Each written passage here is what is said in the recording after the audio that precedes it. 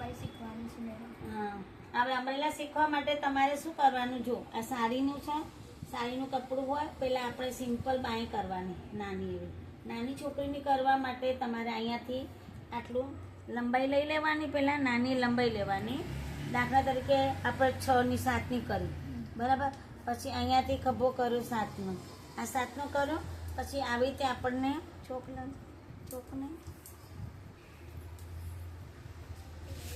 પેલામાં ડબ્બામાં વ્હાઈટ ચોક કર્યું,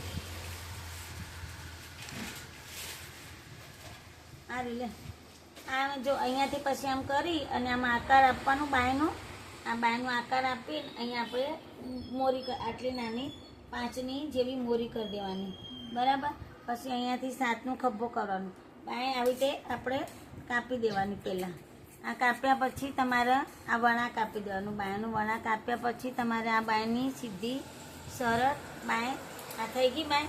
પછી આ બાય થઈ હોય ને એનાથી અહીંયા ખોલી અને પાછી આપણે બીજું કપડું મૂકવાનું અહીંયા.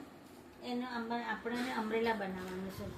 અમરેલામાં કેવું, આ કાપડ આમ રાખવાનું, બરાબર, આમ રાખવાનું છે અને આપણને આમ લેવાનું છે, બરાબર.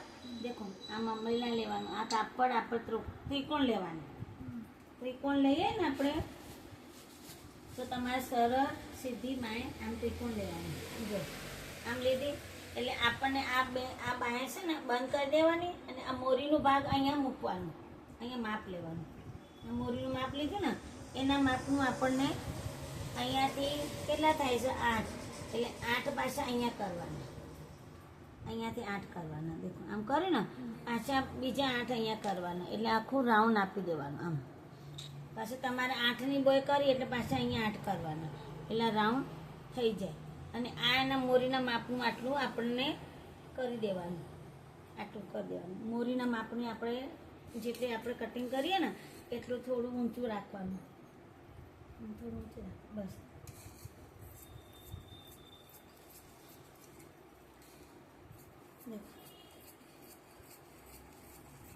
અમરેલા બાય આપણને તૈયાર થઈ ગઈ. લગાવતી વખતે તમારે આ જે ભાગ હોય ને એ તમારે આ પહેલાં એક આમ કરી દેવાનું. પછી આ ભાગ આપણે અમરેલાનો ભાગ ખોલી દેવાનો એક. જો આમ આપીએ થોડો હા, એ તો કાપી દઈશું.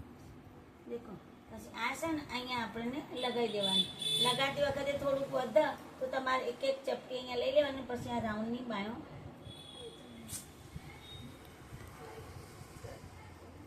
वीडियो अच्छा लगे तो लाइक कमेंट एंड शेयर ज़रूर करें.